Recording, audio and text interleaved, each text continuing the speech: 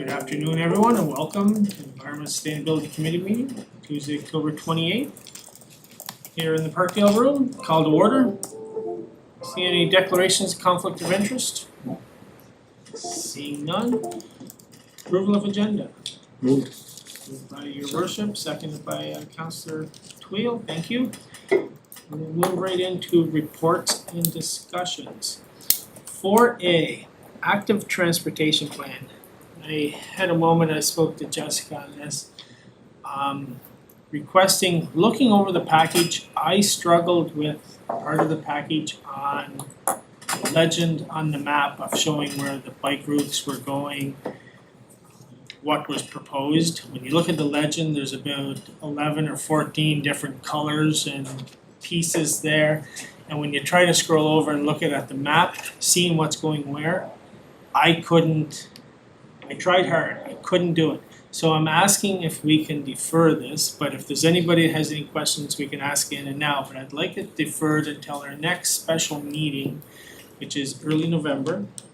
It'll give us 2 weeks to see if we can get something better or easier to understand for proposed, because I understand there is a bit of a crunch here that we have to get this in ready for budget if we want to get this started for next year. So I'd like to defer it. Go ahead, Jessica, go ahead before I do that. Thank you, Chair. Can I just ask maybe if you can be specific around maybe a part of the map that you're finding it hard to interpret so Anna understands what the challenge might be? Yeah. I'd also be happy to bring it up on screen and talk through some of it. Can you bring it up on the big screen?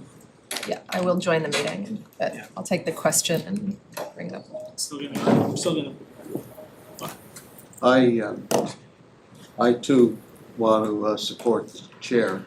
I found it very difficult too, and with all due respect, we just got this package yesterday, right?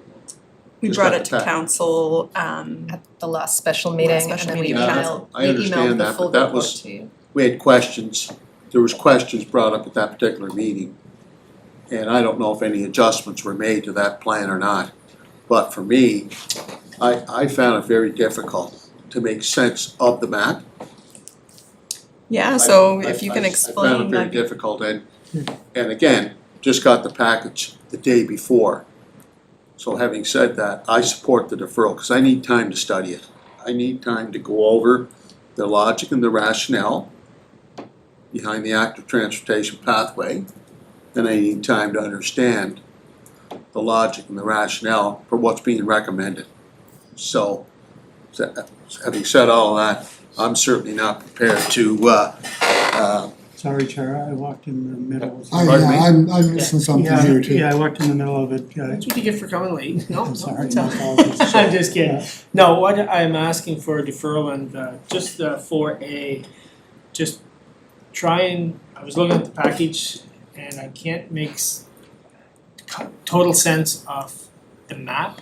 When you look at the legend with all the colors on the right, it's not coming up on the big screen in the package. So when you look at the legend colors and the map itself, I can't tell what is proposed. I'm not sure why it's flashing, I'm sorry, it's, Yeah, in between flashes, you can see all the different colors and dots and lines. And personally, I wasn't able to make sense to this, say, okay, that makes sense. As a biker, as Councillor Beck is a biker, as your worship is a biker, and I'm not sure who else in here, driving around the city, we definitely need this. We need active transportation routes. The bike lanes that we have in places throughout the city are not safe to drive on with the increased traffic. North River Road specifically, Lower Malpeck Road specifically, Mount Edward Road specifically. There's many others, I'm sure, but those are the ones that I travel on and I don't feel safe. So yes, we need bike lanes. But I can't tell by looking at that map if that is something that's set out. So I'm just asking for more time, another 2 weeks until the next special meeting comes, and I'll be prepared if I can get a clear, there's the map, and see how many colors on the right hand side. Yeah. And Where they are on that map, I can't tell. Go ahead, Ann. Just a point of order, so we covered this at a special meeting, right? It was the same map though, your worship. That was the same map. There's no changes made to that map. I didn't make sense of it that night either. I couldn't make sense of it either. But we went through this report, right? Correct. Okay.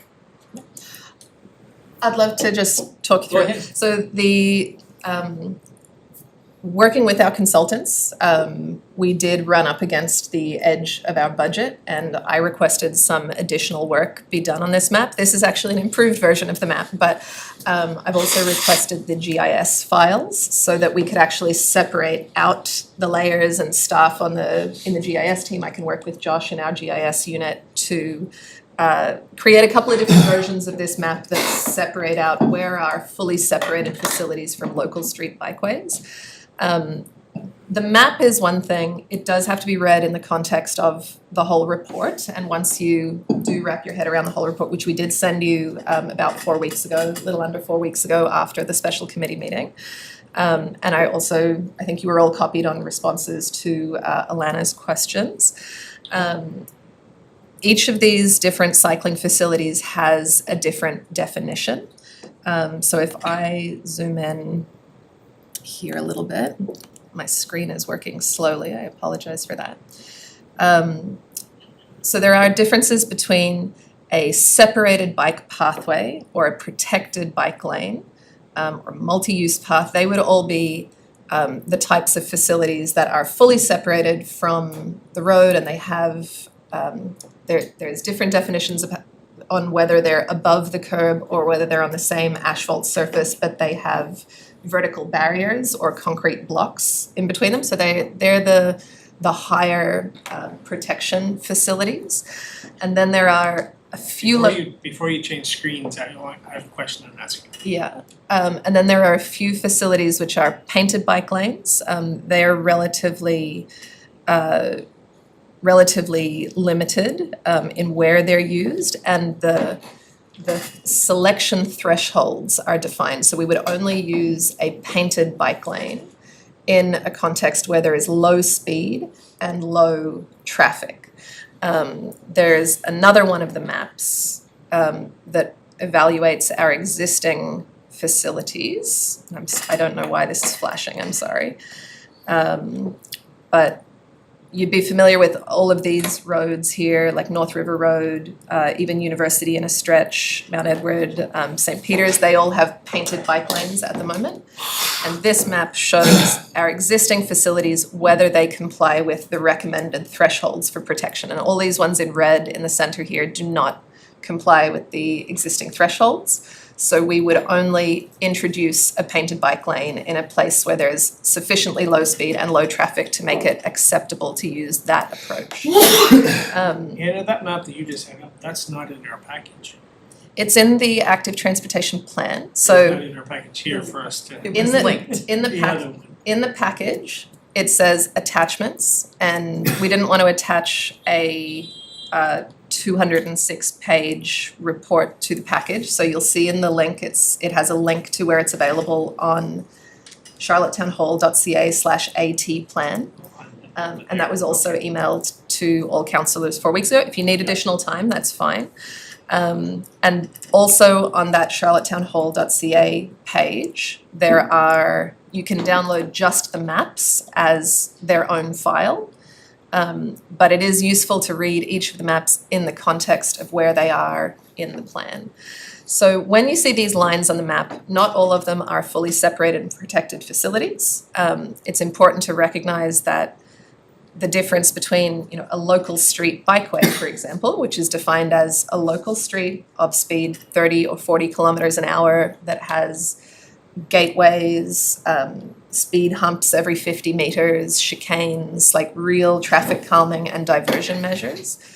The cost of implementing that or a painted bike lane is somewhere between 8 and 10 times less than implementing a fully protected facility. And so part of what we're trying to do in this AT plan is to say what's the greatest benefit if we only focus on fully protected facilities, we get fewer of them and less connectivity of the network. And if we only focus on the cheapest infrastructure, then we don't get that high level of comfort and protection that we know actually drives increased active transportation rates. So it is a combination of different types of facilities. Based on a couple of questions that I received from, or I think you all received from members of the public over the last 4 weeks, I did look back into my own history in Amsterdam and in Copenhagen as well. These are sort of the world leading cities for bicycles, and in those places, over 50% of the network consists of local street bikeway approaches, which are not fully separated and protected facilities, but they only exist where motor vehicle traffic volumes are very low. And I looked, for example, at my own regular commutes in Amsterdam. I used to do an 11-kilometer route to an event every Friday, and then I would do 2 kilometers to work every day. And even on that route that I did very frequently, only about 30% of it was on a fully protected facility, and about 30% was on a local street bikeway, and 30% was on a painted bike lane. But in all of those contexts, in those world-leading cities, I felt safe because the choice of which facility was selected was based on the motor vehicle traffic conditions on the adjacent roads. So, if council feels like they need more time and wish to defer to a special meeting, like, of course, we'll work with that. We can try to bring some additional separation in the maps so that you can see what is proposed more clearly. But I'm also happy to take questions. I would like that, and the definitions is not added. If we can have the definitions added to explain what the protected bike lanes is, separated bike pathways. Yeah. Just what they all mean, please, Yeah. if the deferral gets Yep, so those, put in place. I won't add them to like another document. They are in the full active transportation plans, but I can direct you to where those definitions are found. So it's in the infrastructure guidelines, and it has, sidewalks, trails, on-road facilities, what they look like, what the minimum widths are, what the selection thresholds are. The selection thresholds table, I think, is probably one of the most important tables in the report, table 3.1. So most of the detail is in chapter 3 of the full report. I think this is probably one of the most important tables. So it really clearly shows you would use a shared street approach where you don't need any additional infrastructure, where the speed is 30 kilometers an hour or less and less than 500 vehicles per day. You would Do use. we have many streets on? We don't have any that are 30 kilometers an Other hour. than school zones? Yeah. And there's other recommendations in the policies chapter, which I think is chapter 8. It's one of the later chapters to talk about the introduction of 30-kilometer streets in neighborhoods. Local street bikeways would be used at situations where there's 30 kilometers an hour and traffic less than 2,000 per day, or if we have a 40 kilometer per hour street, 500 to 1,500 vehicles per day. Painted bike lanes would only be used on a 40 kilometer an hour street if traffic was less than 6,000, and also if there's sufficient width in the roadway to make it not close passes. And there's this additional note that if traffic volumes are over 3,000 per day, that you provide a buffer so that it's not just a thin paint line, but it's a 60 centimeter wide painted zone. And then you go up to protected bike lanes or separated bike paths. So that's protected bike lanes are on the same asphalt surface, but adding protection, or separated bike paths are separated from both pedestrians and motor vehicles. And then you're all familiar with a multi-use pathway that's much wider and off the road. And then you would not put if it was a high-speed road, 80 kilometers an hour above, you have it well beyond what's called the clear zone of the roadway, where if a vehicle were to come off the road, it would not affect. Like University Avenue. University is usually less than 60 or less, but Yeah, they don't go 60. Probably the bypass. the bypass is a good example of that. Yeah, exactly. Councilor Beck, you have a question? Yeah, I excuse me, Appreciate what you're saying, Anna, but, you know, I tried to look at the map too. I found it very difficult. I shared that with the chair. And, you know, before I vote on this package, I have to understand it clearly. And, I support the deferral. It gives us a couple weeks. 2 weeks. 2 weeks. So that's not the end of the world. I need to understand that map. I know how you gave a breakdown of the different types of mediums, venues. What is the meaning behind each one of them? But again, last night or yesterday, got the package. Looked at the map. Through, you know, the write-up. I just couldn't make sense of the map. I just couldn't understand it. Now maybe that's my fault. I don't know. Okay, I'll take the blame, but I just couldn't understand it. So I'd like to, I don't know, I'll throw this out. I'd like to have just a workshop, just with this committee.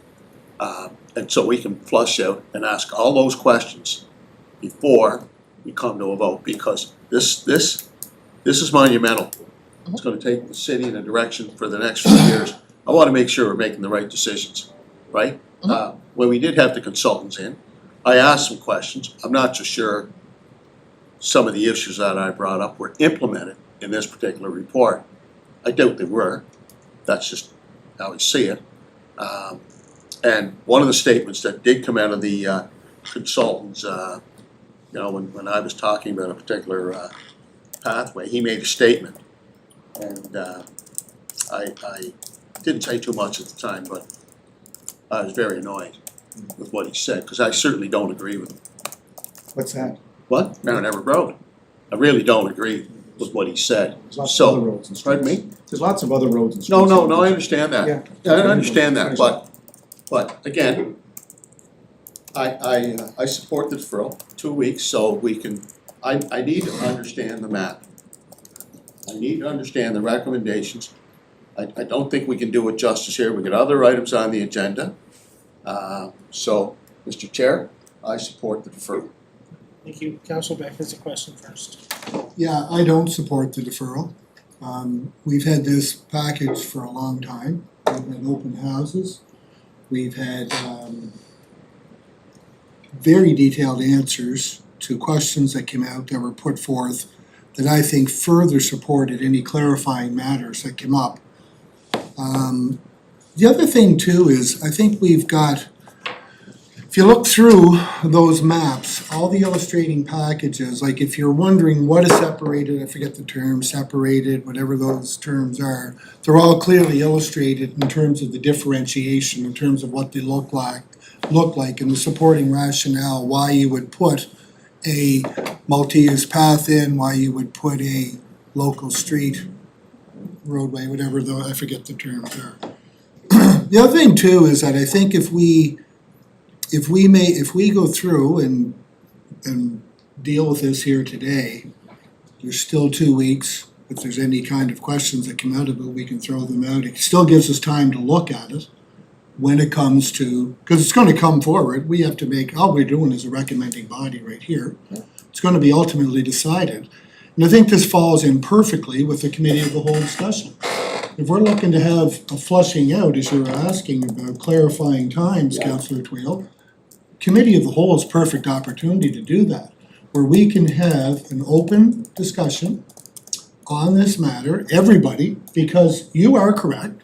It is a paradigm shift. It is a major change in how we're going to be looking to get people around our city, not only short-term, but long-term as well.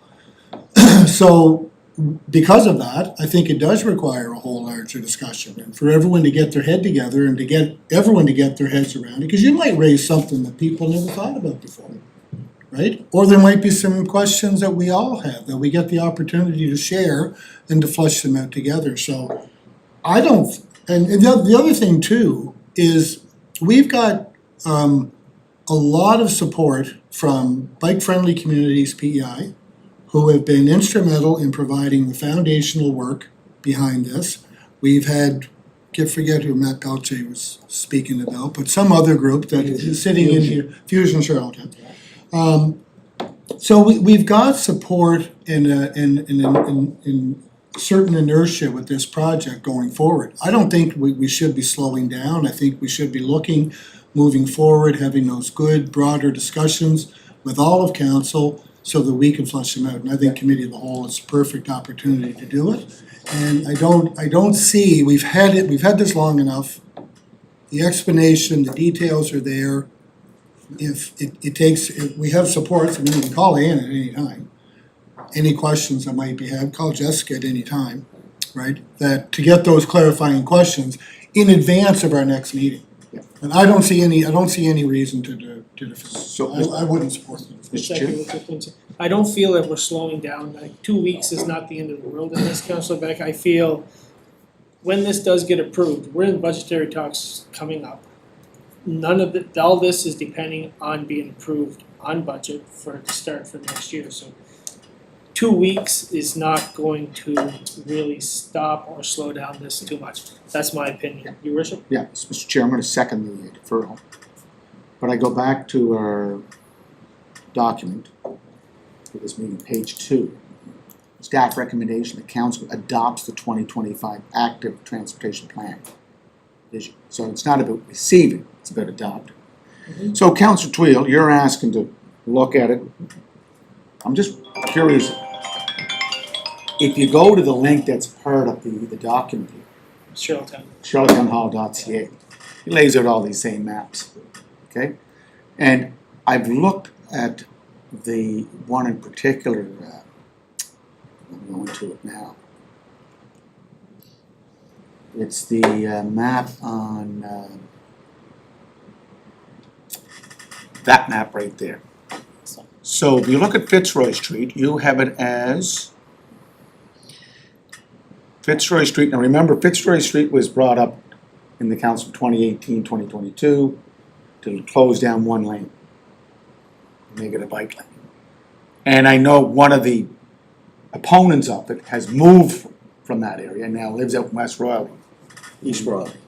and he has said that, you know, maybe he made a mistake in opposing it. Well, when you live in the area and you opposed it and you get other people to agree with you, I think it just doesn't line up with the reasoning on what people thought at the time. And, you know, what we've done with ATPs, I think it's been quite significant. And do we have a lot more to do? Yeah, we do. And I think, you know, if you talk about them out on roads, do you have sidewalks on both sides of the street? No. You can have an ATP on one side that serves the whole community going north-south on Meadow Road.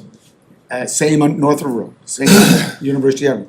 So, you know, Councillor Twill, if you're looking at doing this, do you need someone to go over these maps with you, or are you gonna be able to interpret them yourself? Or, I wanna know what you need to, what Well, learning okay, tools do you need? here's what I need. Yeah. I looked at the map Yeah. yesterday. Yeah. I couldn't make sense of it. And I looked at that map Yeah. and I couldn't make sense of it. I'm wondering, and then it came out here today, is that the same map that was presented there with the consultants? Is that the same deal? Yes, it is the same map that was presented, and the reason that it didn't change between the special committee meeting presentation and today is because we've completed the project, and the opportunities for consultation to which council was invited was, there were 2 online and 2 in-person town hall meetings, and the hundreds of comments were collected and produced into this example. We received the questions. I can add further information for why, you know, I know your specific concern, councillor, was Mount Edward Road and why it's in phase 2 and not phase 1. I can definitely add more information about that particular location, but as of this moment, the budget for the project is complete and spent. And so further editing or changes would require additional budget allocation and additional time. From a staff perspective, I will say that having a 10-year plan or a long-term infrastructure plan gives us clear direction. It enables us to access funding. A plan is not a commitment to spending, and it's not a detailed construction plan. This is not authorization to construct. That comes on a project-by-project basis. And a plan is always a basis upon which change happens. So when there is a new development, or if population densities change, what is currently advised with the information that we have now may not be what actually happens in 5 or 6 years' time. When we have more new information, we may make adaptations to what really happens based on the plan. That's the same as what happened with the Capital Region Active Transportation Plan from 2012. We implemented many of the recommendations and others were implemented in a slightly different way.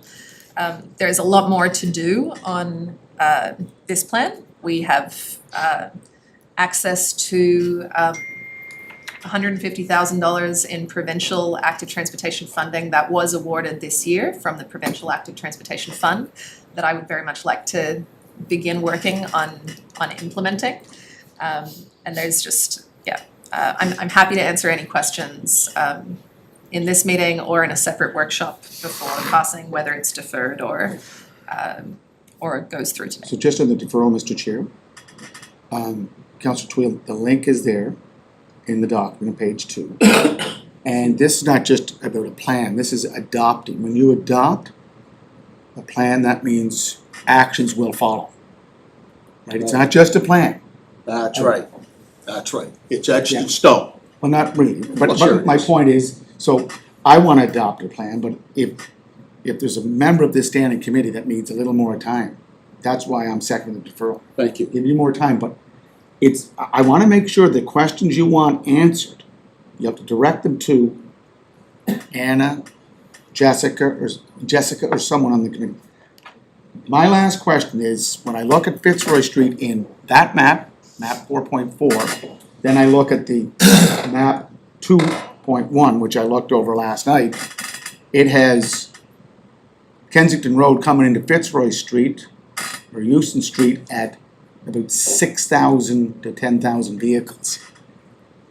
So I'm just trying to add up are we pushing to go with this Fitzroy connection? And if we are, I remember the debate clearly, so do you. Oh, yeah, it was a packed house. But what we did come up as a compromise, what the compromise was to create that arterial ATP that runs all parallel right to Mount Everett Road from the bridge. So again, I would like to second it and I'm gonna call the question. Okay, questions? Questions called, vote on the deferral. 2, opposed? Pass, so it'll be put on the next special meeting to move forward at that time, 2 Thank weeks. Any questions? Special meeting of what? ENS, we have one The one scheduled, the one that you yeah, said okay. you were good with, 4 PM to 4? Tim? I can't remember. Good. It's a Wednesday evening, I believe, at 4. Okay. Good discussion, questions out. Thank you very much, everyone. 4B, Jessica, mini electric bus award. Thank you, Chair. The city put out a request for proposals for 4 mini electric buses. 2 are planned for delivery in March 2026, 2 for delivery in March 2027. And these new fleet would replace our traditional diesel minibuses that we use in the system that are aging. We received 4 submissions, 2 for the 2026 delivery and 2 for the 2027 delivery. In the package, you'll see the scores and the pricing from those submissions. There was a clear winner, higher scoring vendor from the scoring, which was completed by our fleet supervisor in Public Works and myself and Anna. And Demera had the highest score for both the deliveries. One is a slightly smaller bus with room for 10 to 15 passengers, and one is slightly bigger with room for 20 to 25 passengers. So the recommendation of council is to approve the purchase of these 4 electric buses from Demera for $2,550,560, which 65% of those costs would be covered by our Investing in Canada infrastructure funding. And the municipal portion of that funding is shared between the 3 municipalities. So Stratford and Cornwall would contribute towards the purchase as well. And I believe that is everything. If you have any questions, happy to answer. Thank you, Jessica. And they're fully electric, right? Fully electric. The Correct. smaller buses would, obviously they're gonna be sticking around the T3 area, I'm assuming? Correct. So going between Cornwallis, Stratford, Charlton, or? They would be used for the 3 municipalities. Perfect. We will be installing EV chargers at the Mount Edward Road Depot, so that's where they'll charge overnight. Thank you, Councilor Beck. Yeah, are those, so currently our 4 diesel buses, are they the same sizes? Like, do we have 2 10 to 15 passenger ones and 2? Anna has a better handle on the size of the 25. fleet than I do. 20 to 25 passenger buses? I believe the current the 2 minibuses that we currently have, I believe their capacity is 18. I can check that. So we're doubling our minibus capacity then? Yes. Okay. And are these gonna be used, would these be used for the on-demand part of our service? Would that be the idea behind them, or would they be on lighter load routes? Both of those would be the case. So we don't have an on-demand service yet, but we have drop-off only services, Yeah. drop-off by request in the evening. Yeah, or whatever that, Yeah. Yeah, and then, so it would be used on those services, Yeah. basically anything where our regular ridership pattern doesn't regularly push the number of people on a bus above 25, this would be a candidate for those routes, which tends to be your evenings, your weekends, and your more peripheral routes. So for example, the north of Charlottetown, or even our new East Royalty routes. Which buses are allocated to which routes is wholly a decision of our operator. We provide the fleet, and then they have full autonomy on deciding which vehicles are used on which days and which go where. Yeah. And on our 2 ones that we currently have, what's the capacity? Are they at capacity in terms of ridership? Are we tapping out on that, or where are we with that? Generally, one of those buses is regularly used for the North Collector route, which has lower frequency and therefore lower ridership. We are looking at increasing frequency on those routes, which we think will drive increased ridership.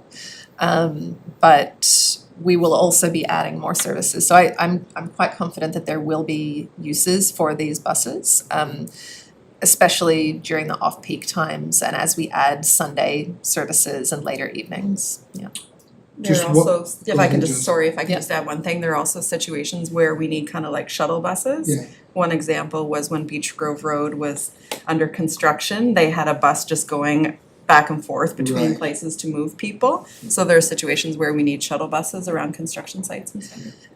And I'll add to that, the only way that we have data about where people get on and off the buses at the moment is sort of anecdotal from our drivers. They count the number of riders per route, but not necessarily exactly where they get on and when they get on. We don't have the sort of digital monitoring technology for that yet, but that's one of the first tech upgrades that was recommended in our 10-year plan and that we want to look at. It's called an automatic passenger counter, and then that will give us and our operators much more detail about where should these buses be deployed and how should we be growing our fleet in future after these buses and the others that are already on order. So do these buses or the new buses we have, will they have the automatic counting? No, it's a Not yet. separate piece of technology that you buy Separate piece. afterwards. Yeah. Okay. What are we talking about on expected lifespan of these kind of, like how long have we had our current diesel buses, those smaller diesel buses, and what's the life expectancy of these electric ones by comparison? Yeah, generally, a diesel minibus is expected to has an expected lifetime of about 8 years, so that's significantly shorter than 13 years for a full-size bus. But in practice, our mechanics are very good at having them. Our operator has helped us to have buses that are 16 and 17 years old on the road. The minibuses will have less lifetime than that. I don't recall off the top of my head what the expected lifetime on the electrics are. Yeah, I was just gonna add, so the Demera submission, the price includes a battery upgrade at 10 years to keep the bus longer than the typical, like around 8 to 10 years is usually, I think, it sounds like the battery would start to decline then, so this price includes a battery upgrade. Yeah, and generally frame rust is the thing that ages our buses out, and so there were specs on these that included like very strong rust protection, like, you know, stainless steel frames and so on. Okay. And they have been used in the ones that are listed for purchase in 2026 have been used quite successfully in St. John, New Brunswick. Questions called?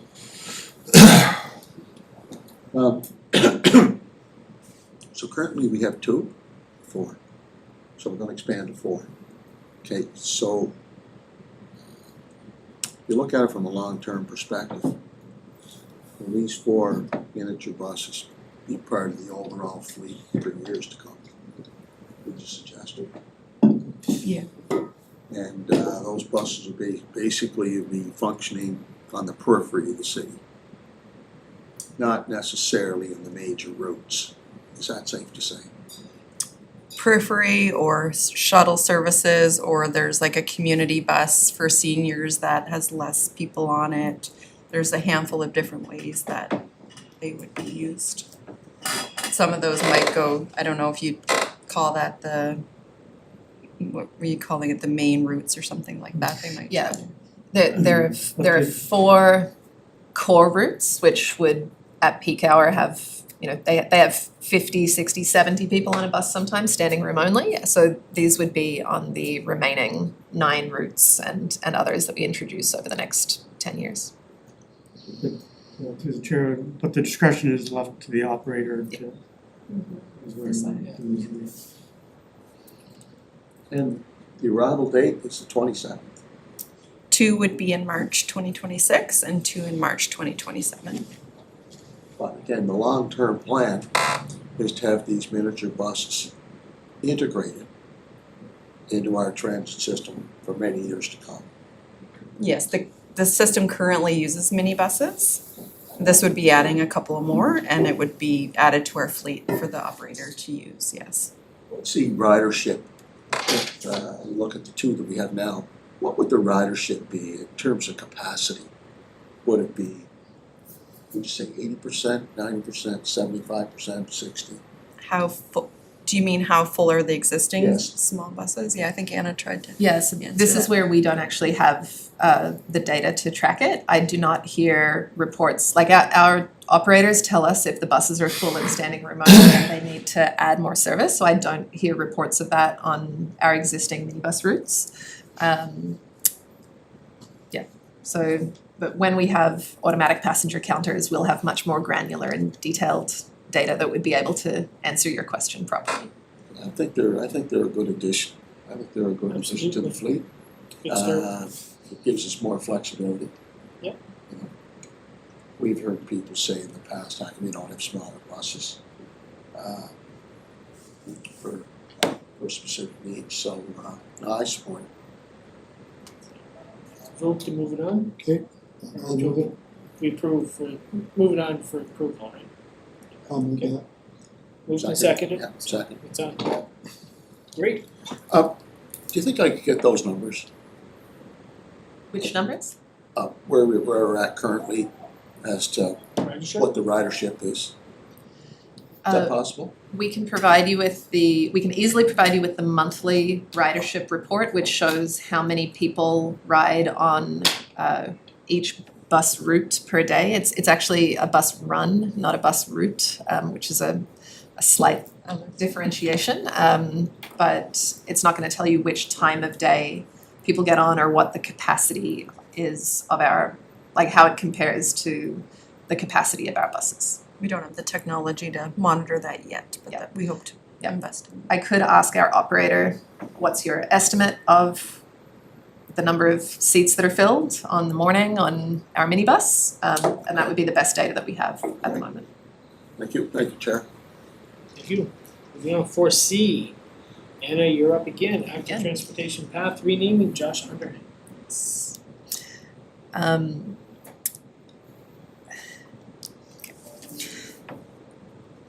okay, I might cry, sorry. I cried when I read the report. He was a friend of Anne's. Jessica, could you take this one? Sorry. Sure. No. And I cry when other people cry, even if I don't know why they're crying. So I will take this over. So Councillor Beck brought this to our committee, and he was requesting, because Josh Underhay was an avid cyclist and advocate for improving cycling in Charlottetown, and Councillor Beck asked if we could look into whether we could not rename, but name, it doesn't have a name now. There is a new active transportation pathway that goes from the Hillsborough Bridge by the hospital around the highway and connects to the Confederation Trail. So Anna has looked into that. She's spoken with Josh's family and they have supported that. I'll read what Anna wrote here. So Josh Underhay was a passionate and effective advocate for commuter cycling. He was a teacher at Birchwood, a musician, a father of 2 sons, an environmental steward, and was passionate about positive democratic engagement, equity and inclusion. Him and his son passed away in a tragic accident, and over 2,000 people attended their celebration of life. They were residents of East Royalty and Hillsborough, making this naming even more relevant. He cycled in all seasons and was a strong advocate for multi-use active transportation in that area. So Bike Friendly Communities was founded in his memory by his widow and brother. And so Anna looked into existing policies. So there is a city municipal property naming policy, and the sections are in your report that support the naming of the AT pathway. This is separate from street naming, which had a policy and is being updated. So we're looking at this through the lens of municipal property naming. There are no streets, roads, or facilities in PEI that have this name or a similar name, which is one reason why you maybe wouldn't want to name something, a name that's used elsewhere. And the municipal property naming policy is clear that a commemorative name should only be used once. And so while Anna wanted to also acknowledge that John Andrew also was an advocate for work in the East Royalty Hillsborough neighborhood. And there is a place named in his honor, Andrews Pond and Andrews Pond Trails. So because the policy stated that you should name only one place after one person, the suggestion is to support Councillor Beck's recommendation or inquiry and name the perimeter bypass highway in honor of Josh Underhay. And I'll just make a final note that Anna was successful in getting funding through the Provincial Active Transportation Fund, and part of that money was approved for investing in wayfinding signage around the city to better direct people to our network. And so we can use some of that existing money that we have to put signage up for this. Anything else, Anna? I think I've got myself together now. So. I just wanted to flag that there is also a city road naming guideline policy. But that policy does not apply in this case because it is not a road that could have addresses on it.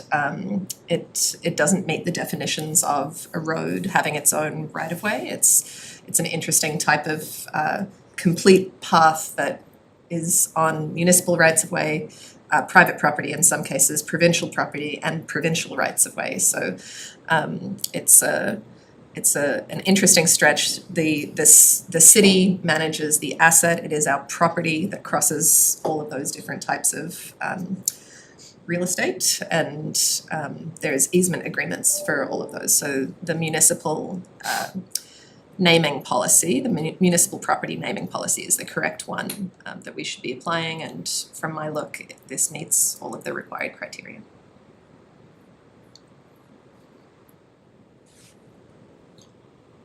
Can I move that? Yep, move it.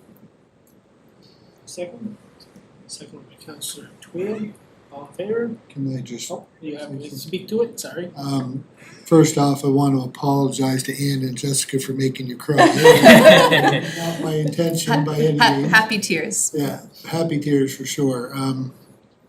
I think just as an add-on, in full disclosure, I hired Josh as a teacher at Stone Park as well too, and I was witness to his advocacy. I was witness to all the parts that are mentioned here that really jump out at me at the end, the transportation advocacy, the democratic engagement, the cultural linguistic diversity, education and music. Like, these are all things that, speak to who Josh Underhay was. And, I can I can safely say in my years of education, there was only one Josh Underhay. And I say that respectfully, and because he was such a unique person and such a interesting individual, like just really interesting. And so I'm really happy that I think your research was excellent, Anna, in terms of what you did. I think you clearly I'm glad you took into account the John Andrews part as well too, because I know Councillor Bernard and I had a discussion about that, and John and Josh were almost inextricably linked in a lot of regards, especially with that part of Charlottetown. So I'm happy that the report was well researched, well connected, and I'm very happy that we're able to do it. And I think it's very fitting. I think it has a nice ring to it, and I think it has a great. I think it'll be a great addition to our active transportation right here in Charlottetown. Sorry, Jessica's crying again. All good. Thank you, Councillor Beck. I didn't know Mr. Underhay, but reading this report kind of makes you feel like you got to know a lot about the gentleman. No, thank you, so that's been voted to move on. Just one clarification, Anna, the celebration of life was at Stone Park. That is true. I was there in person. Birchwood. Yeah, Josh was with us at Stone Park, and then Yes. when rezoning happened, he ended up going to Birchwood, and then That's right. we housed it at. At the celebration of life was at Stone Park, that's correct. Yeah. So this would be just like what we did for Forby Kennedy. Yeah, similar. Well, yes and no. I guess Forby's is a road. So cars can go down Yeah, Victoria Park. This Cars is- can't go in this. no, but I It's similar, I yes, think in terms but of different. Josh Underhay Way, it was I think we named it Forby Kennedy Way. I could be wrong. Yeah, it is. Did we, yeah, isn't that what we did? But it is a roadway that's on Google Maps and. We talked with John Andrews. There's one other person too that worked with John Andrews, shoulder to shoulder.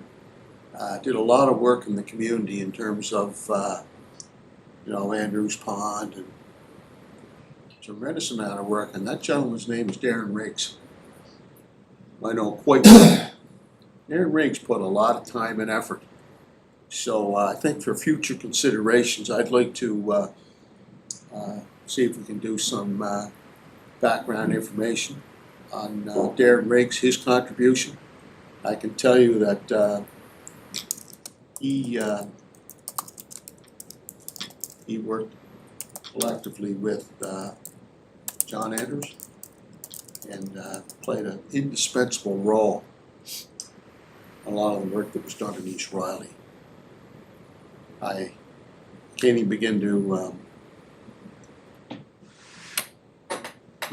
describe his efforts over a number of years.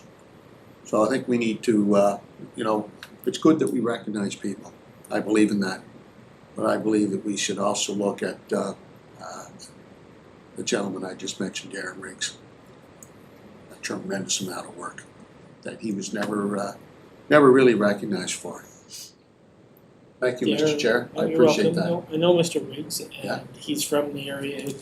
he's very passionate about the environment. He Yes, worked he is. for the, or he was a volunteer with Central Queens Wildlife Federation, the PEI Yes, Wildlife he was, Federation, yeah. and that's where a lot of this work came from within he put both of them together there. But Worked yeah, with- he was with the Wildlife Federation. I worked with him on those Yeah. federations. So you years know. past. You know what I'm driving at.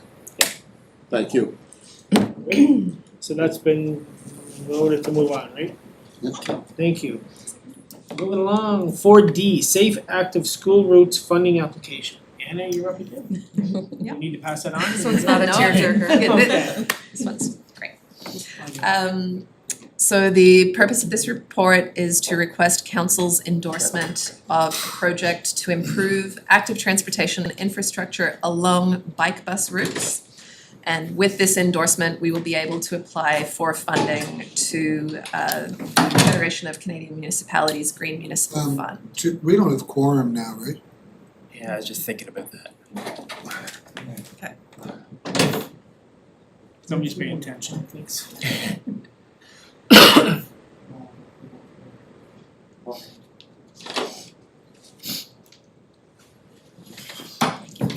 Sorry about that, folks. It's okay. My apologies. Didn't even think. So the purpose of the report is to request council's endorsement of a project to improve active transportation infrastructure along bike bus routes to school so that we can apply for funding to the Federation of Canadian Municipalities Green Municipal Fund. They have a program called the Safe and Active School Routes Program. We've put in a preliminary application, but our final application due in early December requires a letter or motion from council to say that the application is supported by council. So that would allow us, should we be successful in that application, it would allow us to receive up to $125,000 in funding for improving cycling or walking infrastructure along identified active routes to school. And it requires us to demonstrate a partnership with local schools such that we have currently through our bike bus program. And there was a letter attached to this report from our friends at West Kent Elementary, who we've been working with for 2 seasons now on their bike bus project. There are 5 priorities listed in the report. These are what we would list as our current priorities. They may change through the course of the project. One of the very interesting things about this program from FCM is that they put all of the participating municipalities into a peer learning and support group for 1 year, where they go through additional training, exchange, learn from each other, share examples, and develop the projects in a sort of classroom format. And through that work, the actual projects implemented may change, the priorities may change, but this is what we can identify at this time. We do have a little bit of information in this report about why Fitzroy Street is the number 1 priority at the moment, and that's because West Kent Elementary has quite a large French immersion catchment zone, and the families that wanted to participate and get to West Kent over in Brighton, many of them are actually in the sort of Belmont Street neighbourhood or the Longworth Avenue and just south of Orlebar Park neighbourhood. And we looked at all possible alternatives, but the best and safest way for them to get to school in a group of bikes led by parents is, it's very easy, Fitzroy Street in the morning, nice and calm and one way to get across to Victoria Park and then up into Brighton. But heading home in the afternoon, there is no alternative on which you can confidently and safely take a group of students. You can't do it on Euston, you can't do it on Kent Street, which is one way the opposite way but has lots of angled parking. You can't go as far south as Dorchester. So we opted to keep it going on Fitzroy Street but on the sidewalk rather, so that they can be going in the opposite direction up Fitzroy Street. So there's a little bit of information here about the council and committee history, including for the Fitzroy Street bike lane that was sort of planned and designed but not approved to proceed to final implementation. And we are looking to, I suppose, resurrect that project, but perhaps approach it through a different design approach called rapid implementation, which uses, instead of going straight to permanent hardscaping, uses modular prefab materials like concrete curbing, flex posts, to enable us to trial the upgrade for 2 years. And then if and when the trial is successful, then we could look at a project to convert it to permanent hardscaped infrastructure, and those quick build materials are then moved to another location in the city. So again, what we're requesting from council is not approval to proceed with construction on Fitzroy Street. It's approval to say that in principle you support this concept of working with schools like West Kent to create designs and plans for infrastructure that will support their bike bus routes to school. That's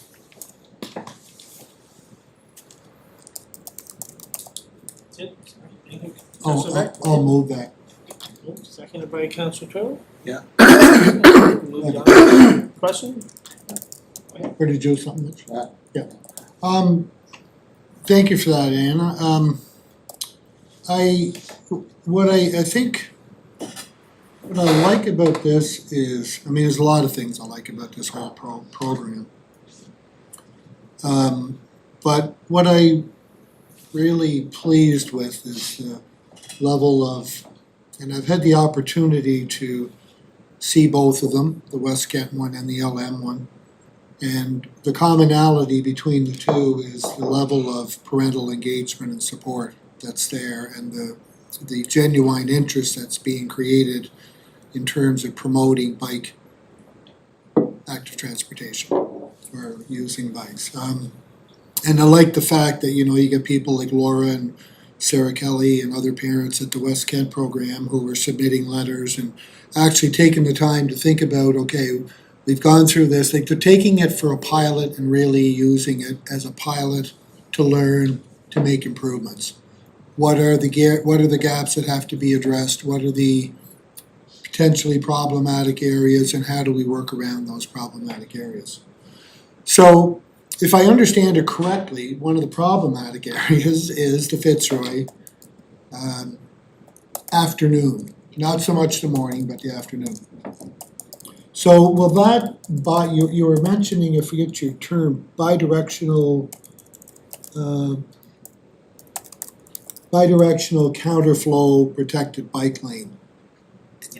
Is that something that will be, and you were talking about being determined based on community consultation, do you have kind of a preconceived idea of what that would look like? Or is this going to be a totally organic idea created by the community? Like, do you have kind of ways that we can lead them on that? Like, do you have ideas around that can help facilitate that? Because I think it was a good learning that came from year one, and now the question is, how do we work around that? So maybe if you could kind of illuminate a little bit in terms of what that bidirectional or counterflow lane might Yeah. Thank you for the question. So I think it was 2019, 2018 and 2019, there was a design done for a fully hardscaped bidirectional protected bike lane. So that would have separate, so the cars would still come down one side of the street, and then there would be a barrier, and then there would be bikes able to travel in both directions behind that barrier. So that would be a bidirectional lane protected. A counterflow bike lane is when you have a one-way street that cars and bikes can travel the same direction in the same shared lanes, but then you have a protected lane just narrower in width than a full bidirectional lane, but that enables bikes only to travel the opposite direction. So those are the two options that would achieve what we're looking for, which is safe travel west to east across the city. And obviously this wouldn't only serve bike bus children, it would serve the whole community. And I think we would start from a place of bringing back those designs from 2019 and saying, how could we improve these? How could we transition them to a rapid implementation or quick build approach? We would be asking, I think, engaging with the parents who are the volunteers accompanying that route to say, what does this design look like to you? How could we improve it? Which side of the street should it be on? looking at each of the intersections. I think it is a great opportunity. It's sort of a good example of how we should be doing construction project development, strongly engaged with the stakeholders who will be most using it. I feel like we are developing that constituency through Bike Bus. Can I just follow up on that? So Fitzroy's a little wonky. It's wide up until Hillsborough. Mhm.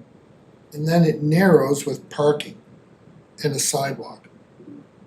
And then it almost further narrows up by, what would that, west of Queen. Kind of narrows again, so it's got some inherent logistical problems with it. Yeah. And I guess you kind of what you're saying about having that counterflow third lane, if you will. So basically you're maintaining two one-way car lanes, right? And adding a third counterflow, am I understanding that correctly? I think that would come through the detailed design process. There are certainly segments of Fitzroy that need a lot of mobility for the big freight trucks that come down to the milk plant on Fitzroy, and also our transit buses use Fitzroy.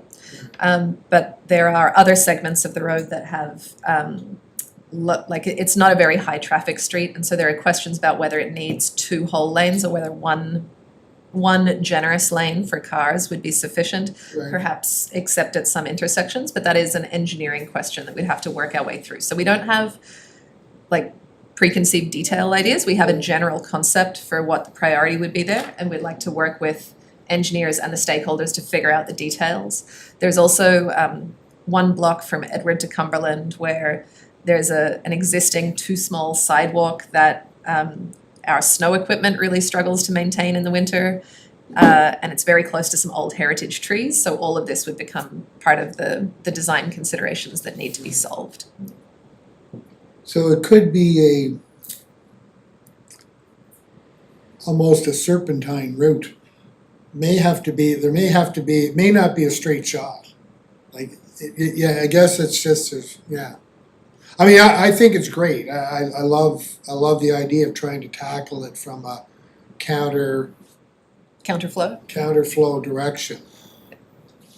We're just there's gonna be some workarounds. It'll be interesting to see, but again, we've got engaged people that are looking to try and find the most appropriate solution. I think the last one with the last proposal, because of the hardscape nature of it, was problematic. And I think that was problematic. I watched it from afar in terms of what people were saying in the past. I wasn't on council at that time, but so maybe this softscape, or whatever you want to call it, could be more appropriate. But anyway, I think it's great. I am going to get the opportunity to look at Stone Parks here coming up as well too. I've reached out to the school there and see what that looks like. So I'm looking forward to that as well too. So just to see, because it's a different community, right, with Sherwood and going around there, and yeah. Anyway, thanks. Thank you, Councillor Grill. A couple of things, a lot of success with West Kent, Lucy Mob. Is the onus on the city to reach out to the elementary schools and other schools, or is the onus on school administration to reach out to the city? That's my first question. For Bike Bus in general, or for the design of the construction projects? Well, to encourage more kids, we're talking about kids biking to school, are we not? Okay, so I'm just trying to understand, who initiates it? Is it from the city perspective? Or is it the school administration, along with home and school, parents, obviously students? From an original point of view, who actually initiates it? So at the start of each Bike Bus season in spring and fall, we send an email out to all schools, elementary, intermediate and high schools in the city, and we say the Bike Bus program is starting. If you'd like to be onboarded, please contact us. We take them through an information session, a training program for students a training program for ride leader volunteers, and the schools, in order to participate, they need, enthusiasm from their administrators, and then they also need a parent or a teacher volunteer who volunteers to be the bike bus champion. And so in some cases, we've had people reach out and say, we're very interested, and then of course we support anyone who is interested, but we're also reaching out to them and encouraging and giving information. It's proven harder to begin in fall because it's the start of a new school year. There's often a lot of changeover of administration and new principals and vice principals. So I think we'll have more interest from more schools to join in the spring each year. Any thought given to maybe having some kind of say an open house, but a meeting, whether it's at the particular school or here, we can invite all the schools, principal and vice principals, president of the homeschool association, parents, give some kind of general overview of what the program looks like, what's included in the program. I think of schools like Prince Street School I went to, St. Jean's School, Parkdale Elementary School, all the elementary schools, and some of the challenges that they face. I mean, you look it up at Prince Street, it's a very narrow street, very challenging. Walton Drive could be workable. It's a little wider than up Prince Street, but I'd like to see the program grow. So my question is, what are the incentives? How do we go about encouraging them? I think it's great that we contact them, but can we do it from a more formal perspective where we invite, we have some kind of an open house, maybe a workshop, try to engage with, all of the folks that make the schools function, both internally and externally. Also looking at Sherwood Elementary School as well. So can we take it to another level in terms of participation? And then second point, with you talk about Fitzroy Street and the active transportation pathway. I know Ramona Doyle, when she was here, she put a tremendous amount of work into it. I attended the meeting at the Charlottetown Hotel, and it wasn't a traditional, conventional type meeting. It was where you would go and talk to people directly. There was different stations that were set up. We had representation from Public Works. We had representation from, I think Parks and Rec might have been there. Of course, Ramona was there. A lot of work was done, to Ramona's credit, and I think a lot of it was the fear of the unknown, what it would look like. There were a number of different entities on Fitzroy Street. Churches were involved. Some of the institutions were involved, and again, I go back to the fear of the unknown. What was this going to do to parking? Was this going to eliminate parking? Eliminating a lane or keeping a lane, different options, different what the possibilities could be or may not be. I hope that you did go back and read those comments, because a lot of people did turn out. That was a big turnout at the Charlottetown Hotel. That was huge. That was probably one of the biggest turnouts I've ever attended. And I like the format. It wasn't the conventional style meeting where the brass were sitting up front and people were going to the microphone, blowing holes in it or saying they like it or they didn't like it. It was basically dealing with a one-on-one. I personally, and it was Ramona that kind of introduced that format. I like that format. It was much more personable. I mean, people are more relaxed for the ones that could be relaxed. So I hope you take all of those points that were brought out at that particular meeting. But I do wanna recognize the efforts of Norma Doyle. She put a tremendous amount of work in it, and I know it was a disappointment when we didn't go with it. And I hope that you engage with the residents of Fitzroy Street, the churches, and all the other amenities in that street, because the last thing you want is them coming in at the 11th hour saying, whoa, nobody talked to us, nobody engaged with us. And we don't know what you're doing, why you're doing it, and we don't like this concept for all intents and purposes. So I bring that to your attention. Please go back and review the comments that were said. I guarantee you, they'll come to the forefront once again. Thank you, Mr. Chair. Councilor Beck, you have another question? Did you wanna respond to that, Ann, or did you have anything to? Thank you for the input, and yeah, we are continuing to promote Bike Bus in all sorts of ways, and we do have the files from 2019 on Okay. Fitzroy Street, so fully intend to review and have a robust approach to engagement. I just wanted to go comment on Councillor Tweel's about how these things get initiated. And I'm gonna revert back to my principal hat, where principals are inundated with, try this, try that. Yeah. Take this on, take that on. There's multiple challenges that come with any initiative that comes across their desk. So they all have to be looked at in the individual school basis. West Kent and LM are both very fortunate that they've had strong parental involvement and engagement to help support an initiative like this. Because we are really the purveyor of the tool. It's up to them to use the tool. And constructed kind of possible formats, possible routes. Together, we're working and tweaking those routes, figuring out how to make them better. Stone Park has come on, I can't speak to how it came about, but I think, Anna, there might have been 8 other schools that provided submissions in total last year.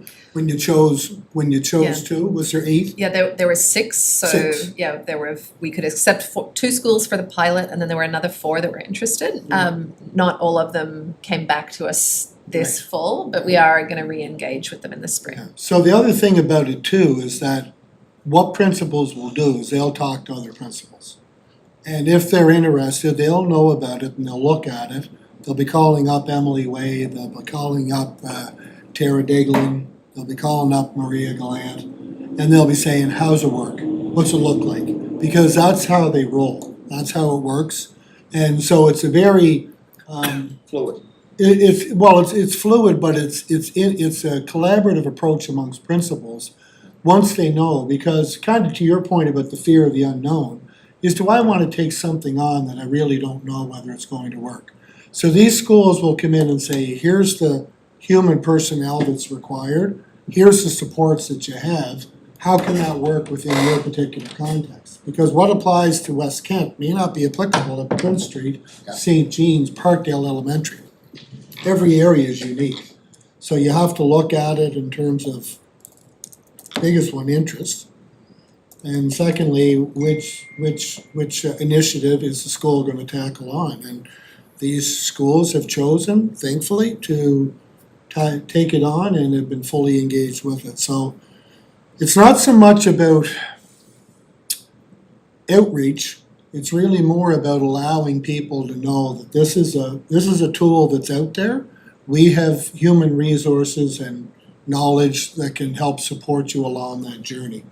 But it's really incumbent upon the schools in order to say, this is an initiative that we want to dedicate time, parental support, parental engagement, staff resources, and all that too. So it will unfold organically amongst schools, and I think as we continue to build success with it, you'll probably see more schools willing to say, yeah, let's get on board. Jump on But board. if we're at 3, well, that's a pretty significant improvement from where we were. And if we can get 35, 40 kids in every situation, is it, Anna? Maybe if you can get 100 kids actively moving, all good. and move this on. Gotta wait a minute.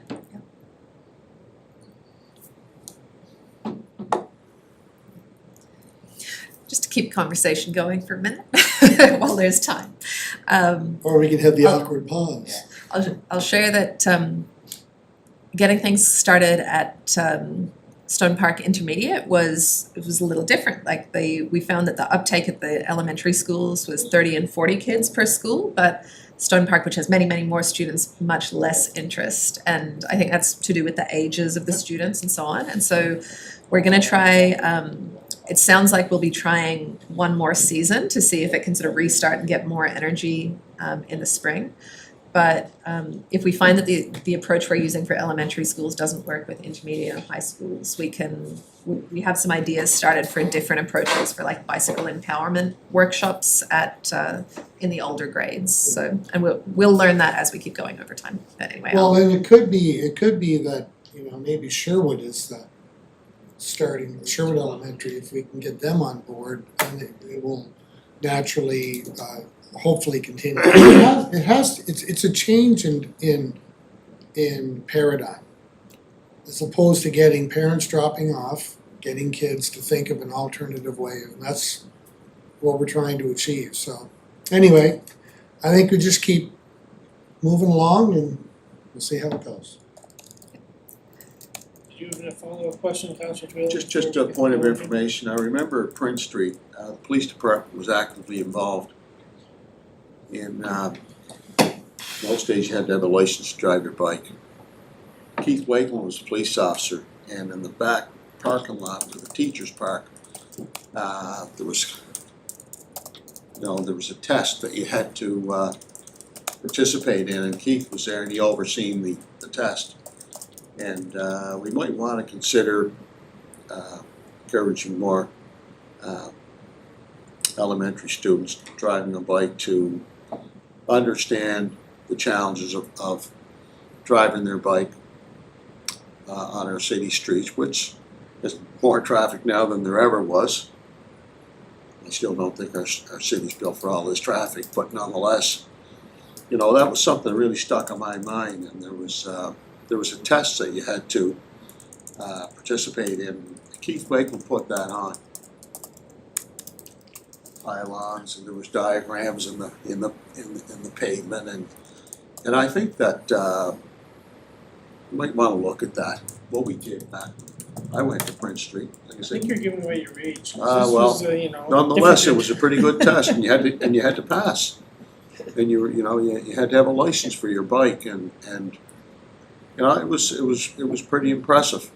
Then we had the same program, maybe it was expanded back at Simmons, back a number of years ago. And this was at Simmons, and we used the parking lot at Simmons Arena. So in terms of bike safety, Safety week, helmet use and maintenance and yeah, stuff like that. there was a lot of yeah. different things, but the police played a critical role. And you might want to take that into consideration, because students are really going to pay attention to a police officer. They're very young elementary students or junior high are going to really pay attention to a police officer. So in terms of bike safety, you might want to incorporate them into the program. Just a suggestion. Thank you, Mr. Chair. All right, thank you. For the matter of time here, we are way over time, so Anna, if we can go quickly with 4. can we get a motion? I think There it was was We already, had it was it already on the moved, floor. and then we opened it for discussion afterwards. Yeah. Has there been a vote to move it on to council? Well, we didn't get there Right. yet. He moved it, he Moved and seconded it. seconded, all done, okay. Yeah, Great, so final report, stop construction award. bus stop construction. So the purpose of this is to seek council's approval to award construction services for the upgrade of 18 bus stops, which includes the installation of 6 new shelters. So we have 400 bus stops in the city. We've prepared and are ready to do construction upgrades at 18 of them. Council had already passed a motion to procure 4 new shelters. So this would be the work to install those new shelters, And in one of those sites, one of those shelters displaces 2 existing shelters, which would move to another location. And so the 18 shelters are listed there. So there are 6 sites that will receive new shelters, 2 that will have their existing shelter slightly relocated to improve accessibility, especially May Point and April, which serves a lot of wheelchair users from Queens County Residential Services.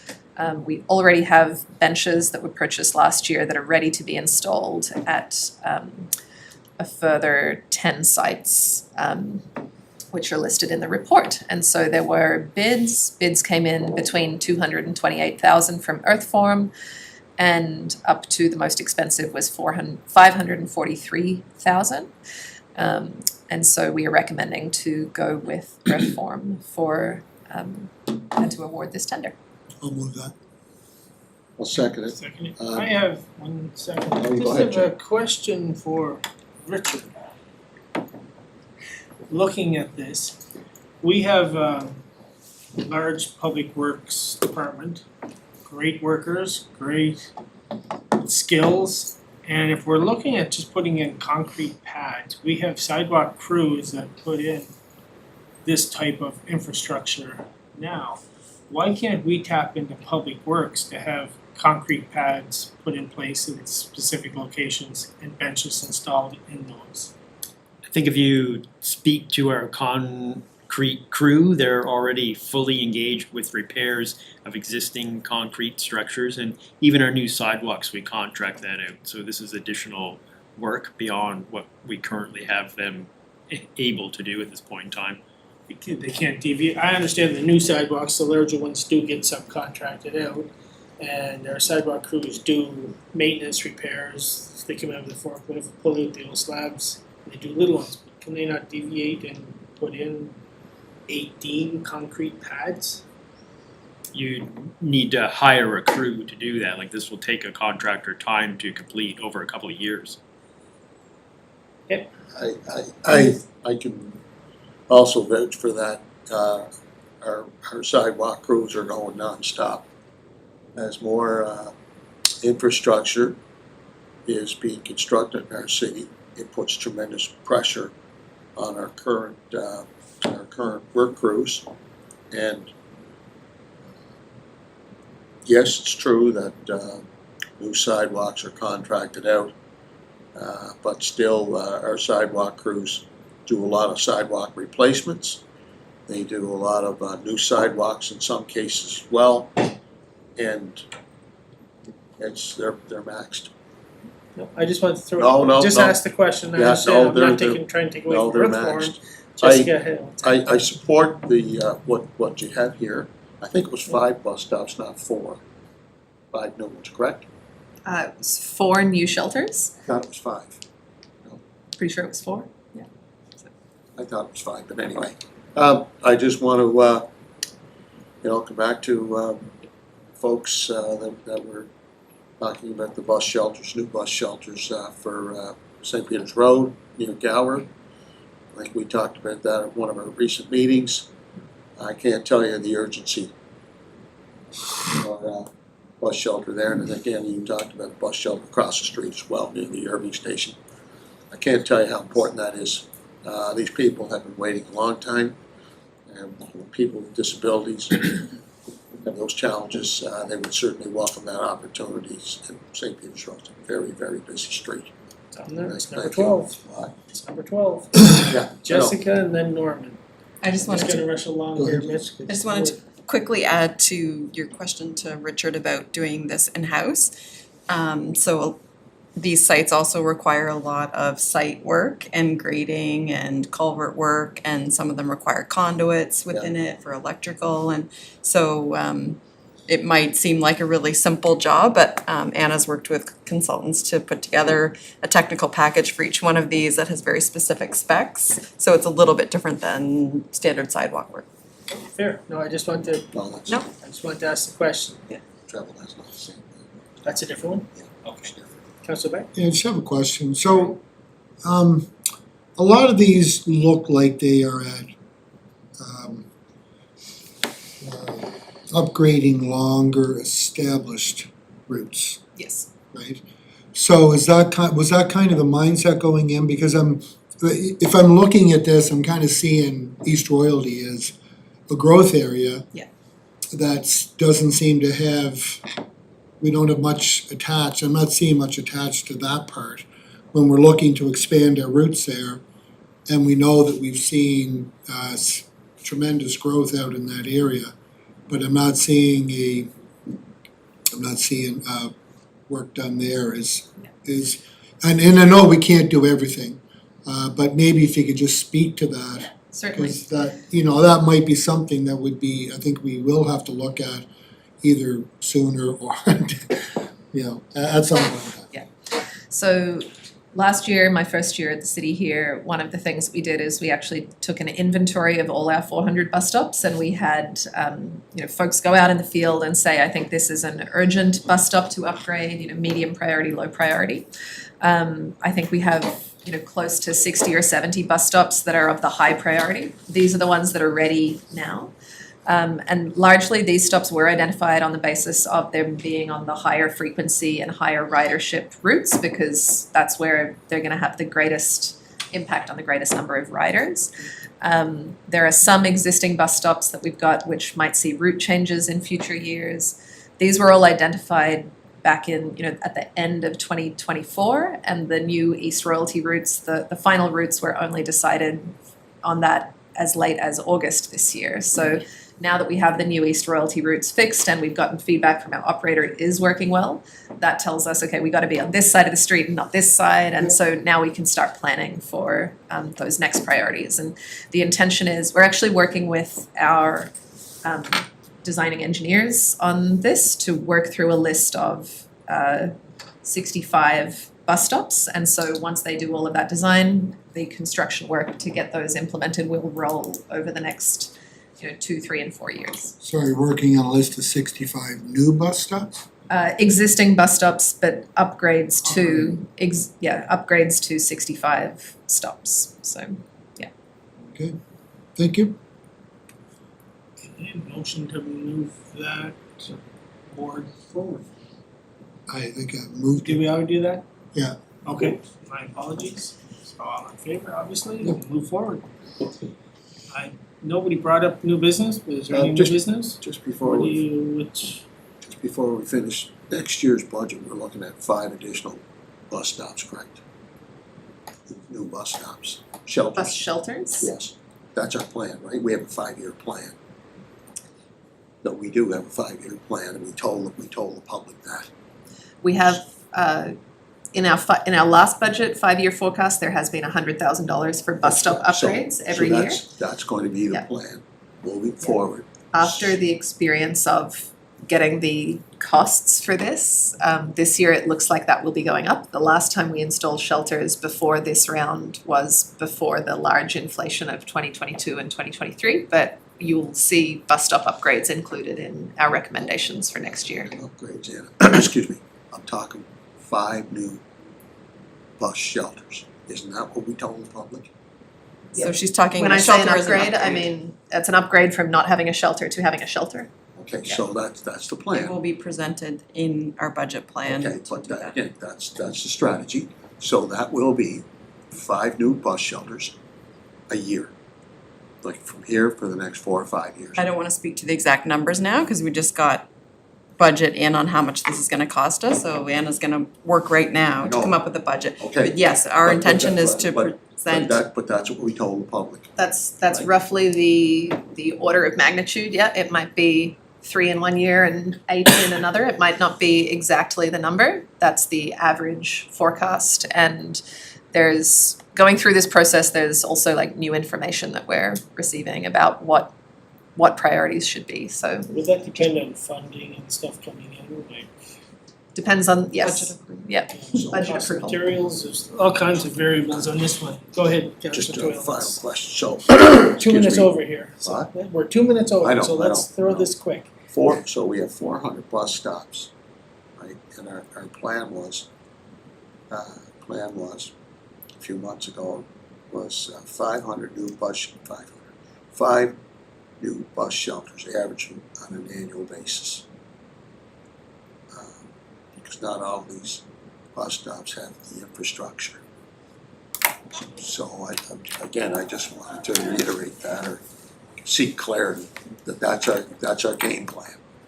Yep, and I'll just add, it would be very unusual in any transit system to have bus shelters at every stop, but increasing where there is a reason to have a shelter or a bench or concrete pads and Okay. one of the things I would identify as well is Because polls and schedules. Because I thought it was a good proposal, I thought it was a good strategy, but, you know, we are criticized.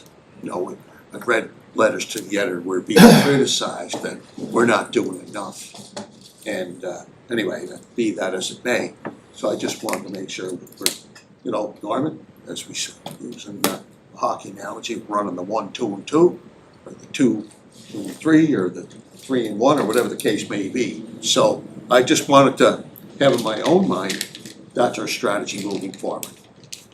We will put budget to you that will outline transit infrastructure bus stop upgrades for each year. Our goal is to make improvements and add shelters every year. Thank you. Motion to adjourn. Thank you very much. Lots of discussion today, folks.